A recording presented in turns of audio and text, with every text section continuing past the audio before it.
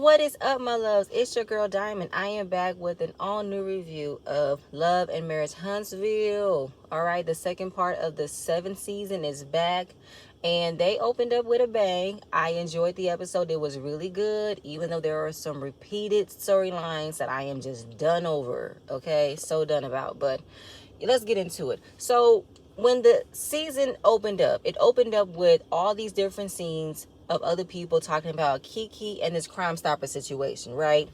Now, it's just a whole bunch of flashing back and forth. Oh my God, is she back on pills? Oh my God, they say call the police and da-da-da and da-da-da. You know, this situation happened in April of this year, okay? I believe Kiki came out and explained the situation. I believe she's taking legal action towards the situation. So we're just seeing it happen on the show until she completely comes out and debunks what we're going to assume. Because all of that is circulating around, is Kiki relapsing? Is she back on pills? That is all what this is circulating about, but I don't believe. So continuing on, we got Tiffany. Tiffany is at home with her newborn baby Ace, gorgeous baby boy. And I was just here, just in awe, seeing Tiffany on camera, titties out, breastfeeding her baby. She didn't give a care in the world. And she was looking good too. She made sure her makeup and hair was all nice and neat and everything good. Melody came over to make sure she was fine, because when you have a newborn, it can be overwhelming. We know we're going to get into how much Tiffany has been enduring since having baby Ace, but that's going to come later. So, you know, when asked, is she okay? Tiffany could only think of one thing to mention: Kiki and this Crime Stopper situation. And Tiffany is all about protecting her brand, not even sure she should be around her. And it's just like, Tiffany, I go back and forth with you every season of how much I like you and how much I can't stand how messy you are. But I've come to the conclusion, you are messy. Okay, but it sucks that that's all we know about you, and that there isn't anything redeeming and likable about you other than you're messy.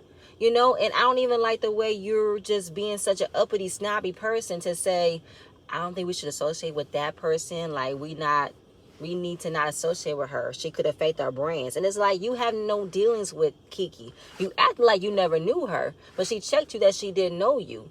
So as far as you acting like she is in some way infringed on your brand, please, Tiffany, please. And you're on this show as everybody else who had a brand and decided to come on reality TV. All of y'all knew how much y'all brand would have been, a good thing or a bad thing, when you signed on this show. So don't act like everybody else's brand is going to get tarnished because Kiki is on the show, please. We've seen the way Martell's reputation got dumped down the drains about what he did. The Scotts are no better. So you're going to have to mess with that, Tiffany. You really are, all right? Now, the entire time, Melody is not engaging in Tiffany's wanting to be messy, wanting someone else to add on to it. She's just allowing her to talk. And you know, Tiffany wanted to pull Melody in so bad by mentioning to Mel, you tend to protect your energy and you tend to protect your brand. And if someone was to speak negatively about you, I would automatically believe you when you say that's not true, because I know who you are. I know how you come off and how you move.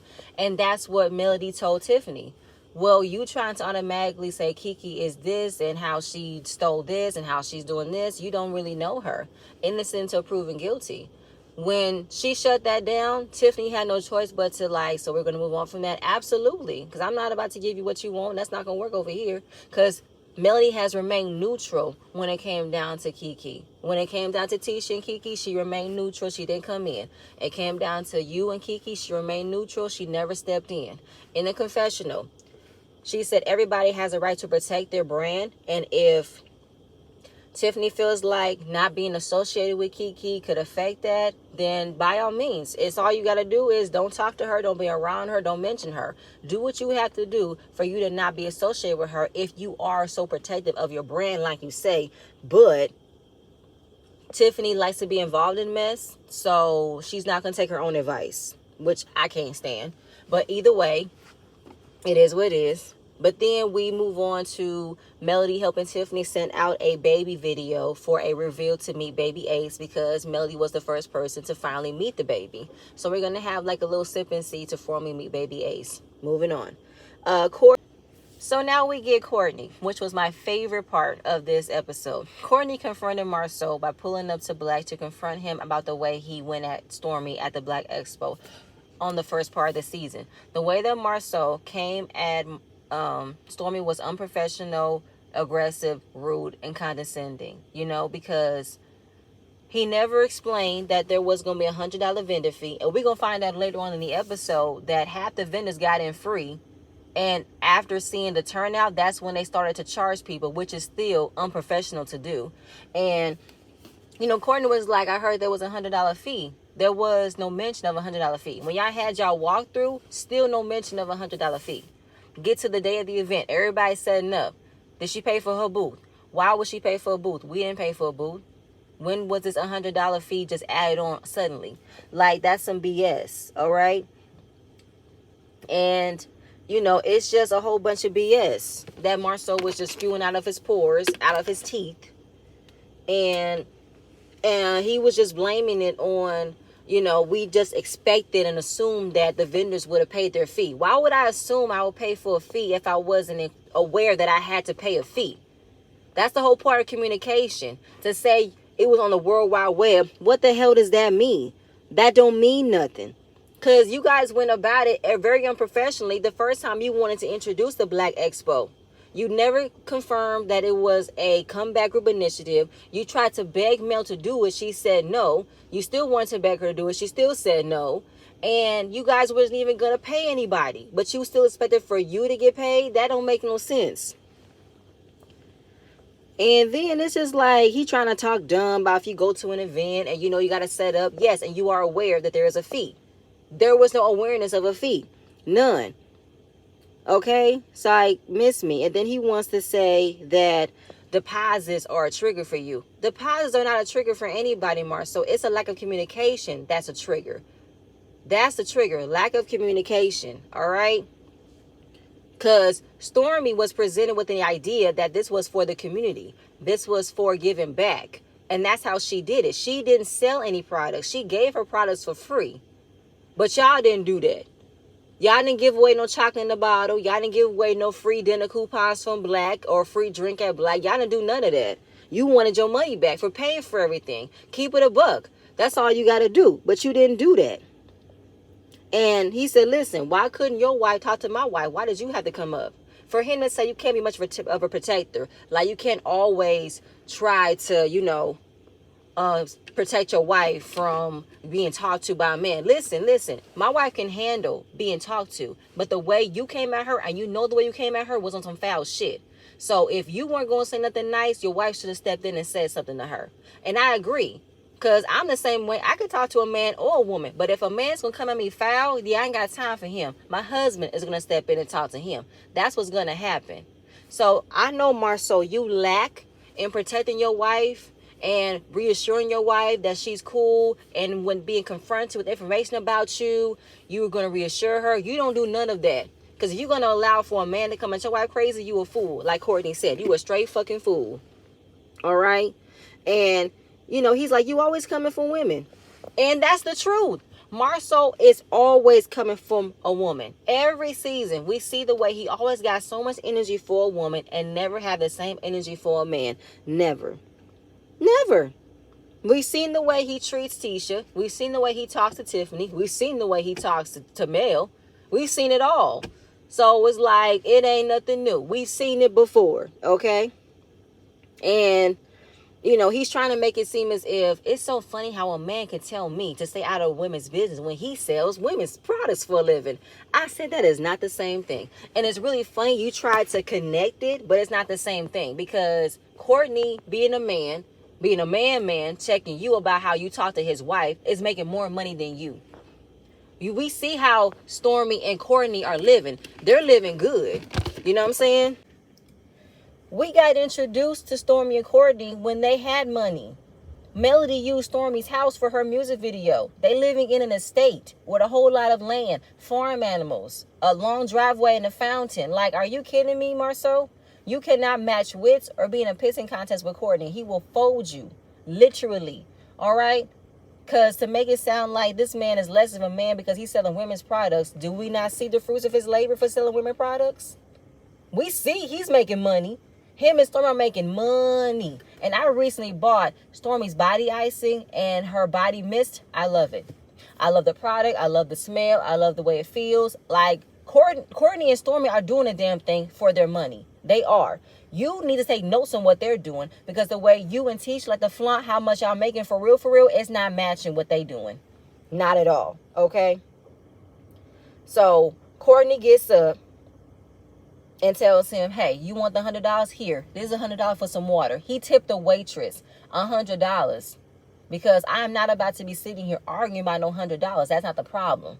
Because all of this was just for him to deflect and avoid apologizing. Because that's all Courtney wanted. All Courtney wanted was him to apologize. But he said, if there is an apology, I will be here to receive it. It'll be a cold day in hell for you to receive that apology, Marcel, because that will never happen. Never fucking happen. So I was all the way here for Courtney, putting his money where his mouth was, to say, listen, this is $100 that I got easily in my pocket. I ain't got time to worry about no $100. I got $1 million right here, sir. You cannot match me. Big bank take little bank, okay? All day, every day, all right? I know Marcel was shaking his fucking boots. That Courtney came in and shaked him, because he was not ready for that. He wasn't. He was shaking. I feel like Marcel thinks he can't get touched. And that's a problem that I have. Because he likes to be a dick to women. I was with Courtney. He likes to be an asshole to women, but he won't have the same energy for a man. Never. Never, never, never. And I was here for it. Moving on. Kimmy and Tisha. I liked Kimmy's outfit when she went to Tisha's rental home. And, you know, they were coming back from the luncheon they had with Tiffany and Stormy. And the horrible energy that transpired. Also, some shade was thrown against Tisha, because the reason they moved into another home, hey girl, if you like it, I love it. You better than me. But I feel like, Kimmy, you cannot really throw shade at Tisha, because you're living in the same room. I'm just saying. So, either way. Adjusting to the new home. They're still a family of 5, but they got to live in a 3 and a 2. You got to do what you got to do, but it still doesn't make any sense. It was so backwards to me that you guys would renovate the temporary home and to live in a rental home. But you guys were supposed to be staying in the temporary home until Scott Manor was built. But don't know when Scott Manor will be built, so you're pretty much using all the money you probably would use for the Scott Manor to fix some things to make living at the temporary home a little bit more adjustable. But whatever. Who am I? Okay? Who am I? There is no timeline. How do you not know of a timeline when your landfill is not going to be done? That doesn't make any sense. Kimmy is done with all of her cancer treatments and radiation, and right now she's just trying to be more active, do more exercise to get her energy back up, because all of her treatments will make her extremely tired. So they were discussing the luncheon between Tiffany and Stormy, and automatically they were on the negative effect about how Tiffany and Stormy reacted. But I was on Tiffany and Stormy's side with the way y'all handled the Black Business Expo. It was done unprofessionally. Tiffany feeling left out? She was left out, Kimmy. And I repeated myself when that episode happened. She was left out. Tisha did not give her a heads up until 2 days later. When it came down to, is Tiffany going to speak, she wasn't included in anything. So she was left out, Kimmy. Stop doing that. And, with Stormy feeling away about the way Marceau came at her, Tisha wasn't going to agree with that, because she felt like it was unprofessional with the way Stormy reacted to her. It wasn't. Your husband came at her foul, and she responded with the way he came at her. That's what it was. And don't make it seem as if she did in front of a whole bunch of people. This is when you guys were setting up way before anybody came in. So Tisha wants to criticize and say, you're not part of the comeback group. You haven't done anything. And I don't even know what Tiffany does for a living. I feel like, for real though, Tisha. First of all, Tiffany wasn't asking to be part of the comeback group. Neither was Stormy.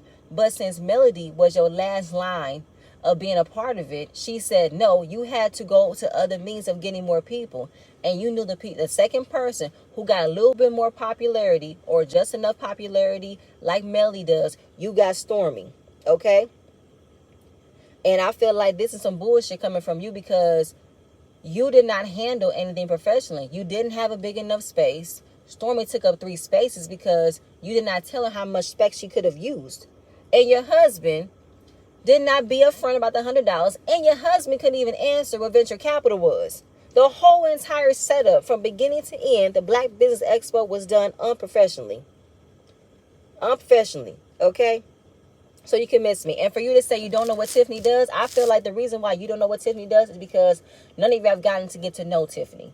Other than how messy she can be and how she's all other people's business. You guys have not fully gotten to know her for real, okay? And to be honest, if you can say you know what Tiffany does, what do you do, Tisha? You don't have any percentage in scope because you said on Carlo's interview. And Kimmy, what are you doing? Are you still in real estate? Are you still a nurse? Do you have your catering business? What do you do? You say, I could pay you $1,000 and I still wouldn't know what Tiffany does. I could pay you $1,000, Kimmy, and I don't know what Maurice does. We're back in the same field, okay? Neither one of y'all can joke and throw shade at Tiffany when I think we can see what Tiffany is doing, because Tiffany promotes every single thing she does. Tiffany just did an event to advocate for breastfeeding, boob health or something, where it's the naturalness of breastfeeding in public spaces to give nutrients to your child where there's no embarrassment behind it. I saw that on her page. Tiffany does what she does. She advocates for clinical research for minorities. She's on school boards and she's putting more Black people in it. She's, preaching for minorities. That's what she does, okay? She has business management expertise, which is why she was able to look through everything you guys did and it was unprofessional. How you guys have a question but didn't know how to answer the question for venture capital. Unprofessional. Miss me.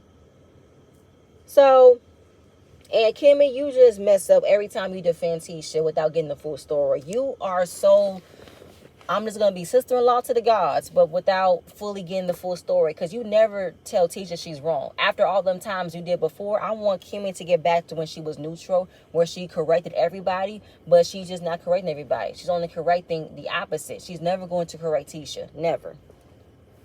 Never, never, never. And Tisha instantly mentioned Keke, the whole Crime Stopper situation, and Tisha was all on board with engaging in this conversation, all on board with automatically assuming Kiki's back on pills. Kimmy's giving her 2 cents in as well, and then she brought up that drug dealers will have their addicts go steal something for them. But why would she need to steal something for her drug dealer? Or as far as why would she need to go to Home Depot? What? Tisha, you sound stupid. And all this is embarrassing. There's $1,000 reward for her. It's just like, wow. It's so funny how Tisha has so much hatred for Keke for coming on the show and assuming she was talking about her marriage when she never really said anything. And here you are, without fail, without any hesitation, without still being, a care for your cousin. You're just talking about the situation with Crime Stoppers, assuming that she's back on pills, assuming she's back on that stuff, assuming she is losing, risking her life again. It's just crazy. She don't give a fuck about her cousin at all. At all. You know what I'm saying? And, Kimmy wanted to, throw shade and say, Maurice not that kind of attorney. What kind of attorney is he, Kimmy? I mean, this man even said he had a 400 credit score. He couldn't get nothing. So how the hell did he get credit and all the way down to have a law degree that you paid for? Let me know. I don't get it. Now, Tisha want to say she is going to let go of trying to help Keke. She wants Keke to focus on herself. She's not going to be the one to be there for Keke. And I'm like, were you ever there for her, Tisha? You act like you were the main person that have always been there for Keke, when I feel like you're only there when it makes you look good. I mean, just like how you prevented for Keke to being a part of the show, you did everything you can to dispel any negative information about Keke because you didn't want nobody else to get to know her. You didn't want her to be involved in the show. Like, you got mad with the way that her friendship with Melody came out because you got jealous of that. Like, I don't understand. And then we're talking about Tiffany sipping seed and me baby Ace. Tisha is taking a page out of Melody's book about not trying to have her energy being affected, and I'm going to pray on it. I'm just like, really? You're going to take a page out of Melody's book about protecting your energy and not engaging in things if you don't have to engage in things? Okay, Tisha, sure. Because you want to say Keke needs to help herself, but have you helped yourself? Have you learned and improved yourself? I don't think so. Oh, moving on. Martell. Lord. How can I say this? Martell's a bum. That's all I can say. He's a bum. Because Chris came over. He wants to tell Chris to remove his shoes and put on some booties. I am not going to do that if this is not your house and you're not living in your own house. I'm not about to put on no booties. So you can mess me with that. And Chris got a bone to pick with Martell because, one, you subpoenaed me and the wife, which I didn't like, because we were telling you and telling her we're not picking sides. When you subpoenaed me without my acknowledgement, it looked like we were taking sides, and that was fucked up. It was. Martell subpoenaed the people because he wanted people to go against Mel. He wanted people to lie on him, lie for him, to go against Mel, and it didn't work. It didn't work. His mama didn't do it right. He figured Chris would do it. Chris is not going to do it. No, sirree, Bob. That's not going to work, okay? Because when he said, I just wanted you to tell the truth, whatever the truth may be, so it can help me, that read off as code to me, because it's like a lie. You want me to lie for you. I'm not going to lie for you, because we are friends with both you and Mel. We've seen the way you guys have acted with your children, and I'm not going to do that. I'm not going to do that whatsoever. So now Martell has to move out of the house he's been squatting in for the past 8 months, because the home is about to be sold, and the homeowners want him gone. Adios, okay? Now he's looking confused as to like, wait, seriously? I gotta move? Yeah. The home was gonna be sold. You gotta get out. But I thought I had 30 days. You had 30 days. How many days has it been? It's been about 40 some days, so you've had 30 days and more for you to find some place to live. And you knew this home was gonna get sold in 8 months. It flashes back to you having a 6 months left of your lease. So you knew you had to come up with a time and come away for you to move. You knew that. But he is taking advantage and is blackmailing his years of friendship onto Chris for him to find some place for him to stay and for him to be able to stay in that place longer. That's not going to work. You are not going to take advantage of my profession and my reputation because you are not going to find you a place to live. That's not my job. My job is to not find you some place to live. That's your job, to find you some place to live. And you got to get out.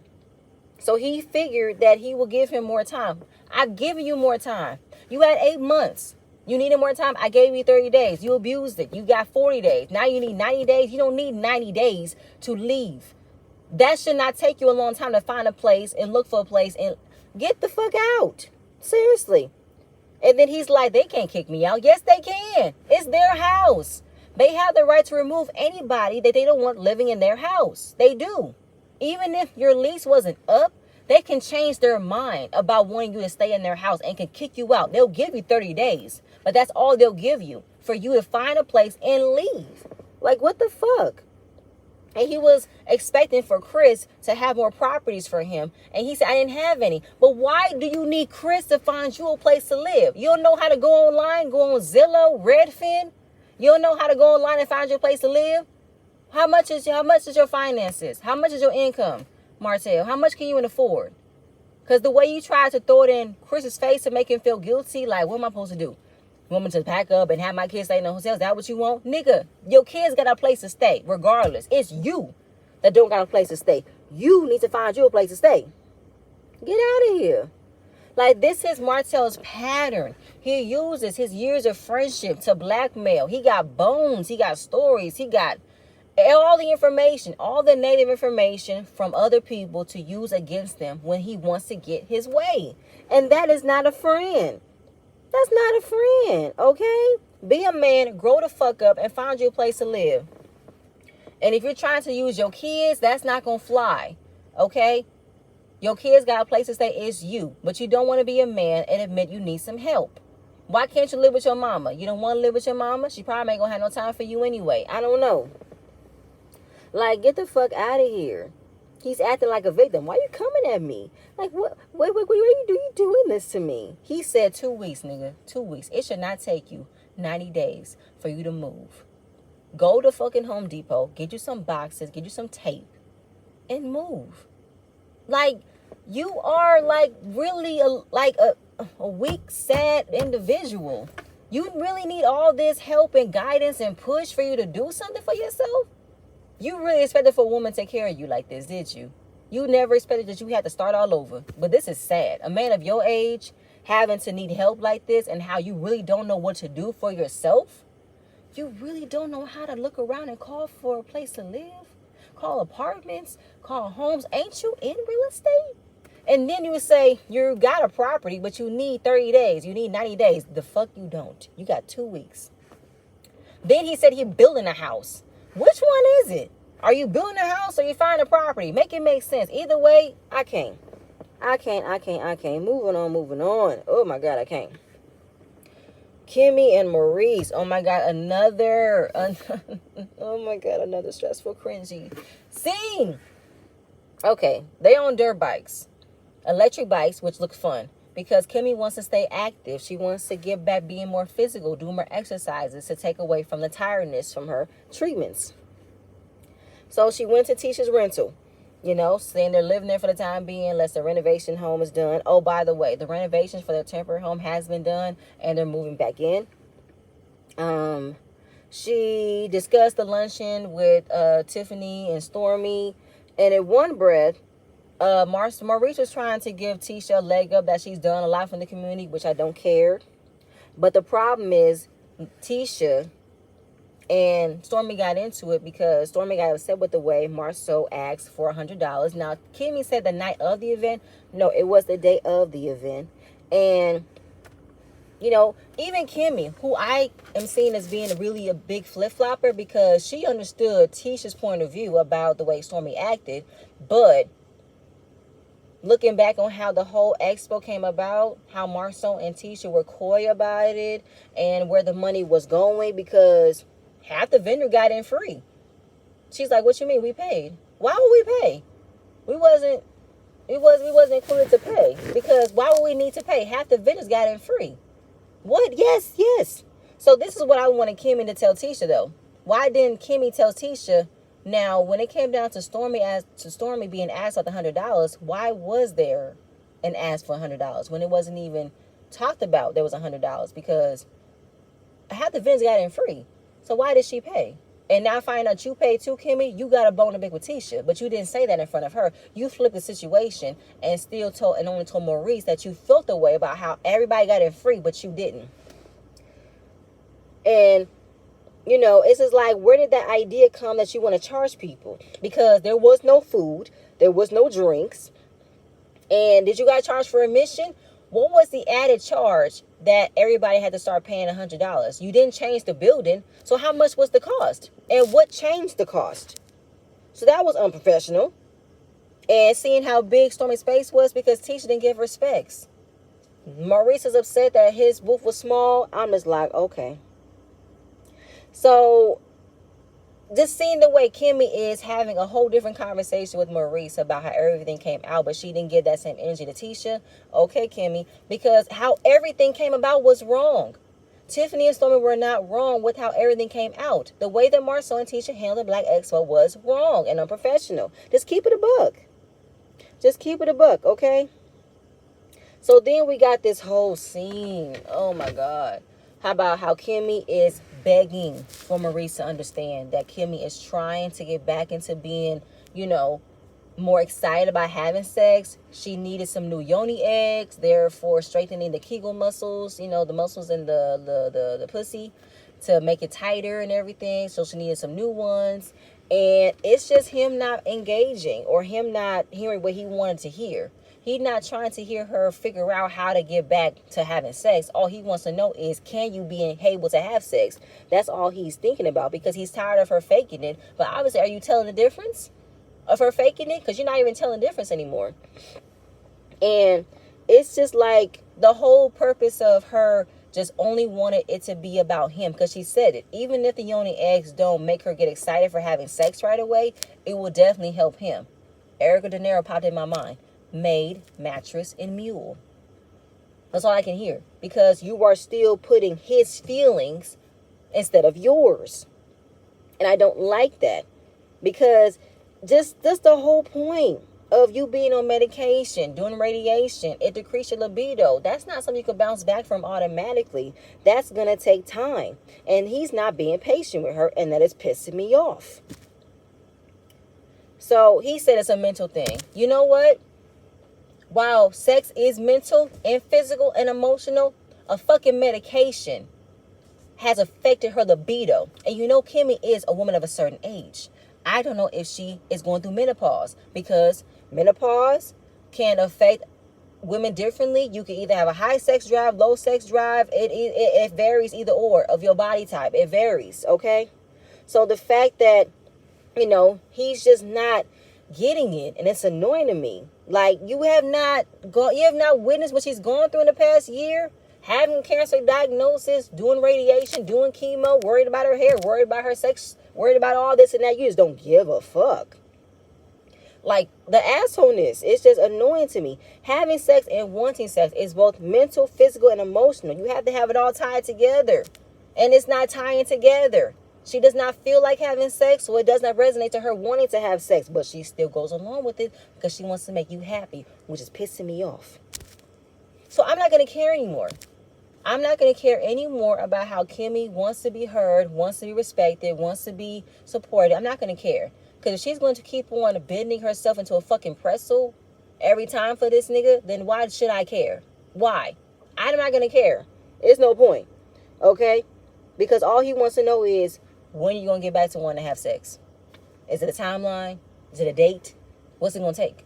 Like, completely dismissing her whole feelings in the situation, which is pissing me off. And I should not get this upset. I really shouldn't. Like, it's not gonna, like, I can't. And then him just making jokes about how he hasn't had any ass in a while. It's not making no better, but you're going to still stay, Kimmy. You're not going to go nowhere. Okay? So you can miss me with that. All right? And if you need to just admit it to yourself, you're worried about him cheating on you because you're not giving him enough sex, you let him have it. Just let him have it, Kimmy. I don't give a fuck. Let him have it. Just let him cheat so he can leave you alone. Let you have some fucking peace and some healing, literally. So, miss me.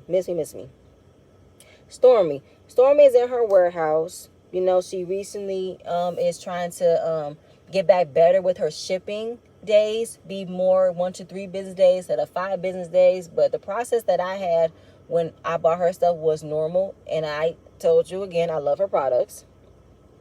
And the whole thing about Courtney and Stormy talking about Marceau and how he wasn't mad that he checked them, he needed to get checked, and that Marceau had this whole idea about it doesn't matter if a man checks you, a woman checks you, it doesn't work. Stormy also mentioned, you think it's okay for a man to come and tell me I look different or I sound different? Like, he shouldn't have been commenting on how I'm looking, because that's what Marceau did. Seeing how Stormy changed completely when being confronted about something she wasn't aware of, he wasn't aware of that energy, and he had to comment on it. So, while going through that, we got Tisha and the lunch. Me and her got into it because she didn't like the way I came at her husband, but I told her you weren't even there. And when you were there, you agree with everything that I said. You agree with the way he came at me was wrong, the way he asked me was wrong, but it all flipped when, knowing that Marceau was not happy, that Tisha agreed with how Stormy felt. In the corner, Stormy can see that Marceau is literally fussing and cussing at Tisha of how you weren't on his side, you didn't agree with him, and that's why Tisha's now coming out with this new energy that while my husband was full of shit, he was wrong, I am not about to have him be out by himself like that. I'm going to come at the woman because you can't do that. That's not going right. I'm just like, okay. So also, what got her was the whole, change of the cost. Like, the whole entire event was reaching a certain number that it wasn't even going to reach that number anyway. And you wanted to get your money back, but it was presented for the community. I was sold on it's for the community. But that's not how you guys acted. Y'all did not act on it being for the community. So that was fucked up.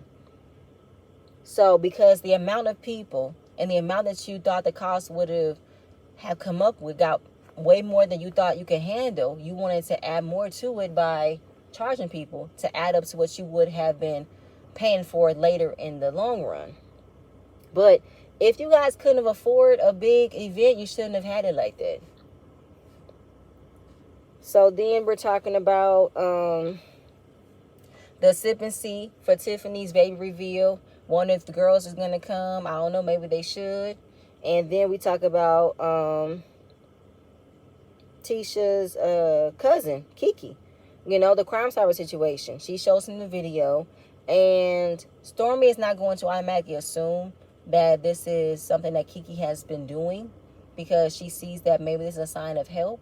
And all I can do is care for her and want to help her, because I'm not knowing the full story. I'm not going to jump on the bandwagon, because that's what a lot of people like to do. Just assume it's her, but not even care what's actually going on with her. She could be going through a lot right now. And all I want to do is just help her. So I was appreciative of Stormy and appreciative of Mel to not, automatically write her off as, oh, she's back on pills, she's relapsing. It's innocent until proven guilty. There's more to someone's story than what you see on TV. You can't believe everything you see. So then it ends with Mel stopping by Kiki's home, trying to see how she's doing. Kiki just got out of the hospital. She was admitted to the hospital twice in a week. She had intense back pain to the point where she couldn't even call 911. She couldn't even call 911. They had to come and get her because she couldn't move. Wondering what is going on with Kiki. Why is she going to the hospital multiple times? And they did a whole bunch of cuts and edits of Kiki going all over the place. She's rambling on about having speaking engagements, writing a children's book, a poetry book, and it could look like she is back on a substance, but I take it as her just rambling, because I have anxiety and I can ramble when everything that I'm thinking about and I'm trying to say it, but it just comes out so much where it's like one topic after another topic where no topics make sense. It's one topic that wasn't even thought about. It's just all over the place. And that's what Kiki is, all over the place. Now, we all know she is on a different medication to wilt off the substance she was on before, and it's probably taking into effect a little bit more because she's trying to find balance of it, And all Melody can do is just listen. And Kiki also has on a shirt that says hot mess but doing my best. Hey, I love the promotion, because that's the truth. And Kiki and Melody also gifted Kiki a push through shirt for her to push through what she got going on, because she is doing her best. She is trying. That's all we can do and expect from her. And Kiki just was trying to do the best she can. And Melody was letting her know, all right, I'm glad that you are feeling better, but I'm letting you know there's been a lot going on, a lot of he say, she say about this Crime Stopper situation. Tiffany brought it up to me, and that she doesn't want to be associated with you. She doesn't want it to tarnish her brand. And is there any truth? Because she doesn't want anything to connect with you being accused of theft. Kiki said accused or convicted. Accused. And that's when it led to the end to be continued, where the next episode, Kiki is going to talk about the situation. Now, the end of the episode, they wrote, when this episode aired, there had not been any charges filed against Kiki in connection to this Crime Stopper situation. So, at that moment, nothing was said. Nothing was done at this point. But it's still kind of like, y'all got to be careful with announcing someone that's wanted. And if you don't have the right information, it could come back on y'all. So, we're going to see how this all dives down. We're going to see how this all taking place. And I'm excited with the way this new season is coming. I just hope that it stays the way it's going. I don't want it to be prolonging on one situation. I want more stuff to happen. You know what I'm saying? And we're going to get into a lot more stuff this season, which I'm excited for. But y'all, that's it. That's all I have. Please stay tuned for my next video. I'm going to see you guys later. Bye.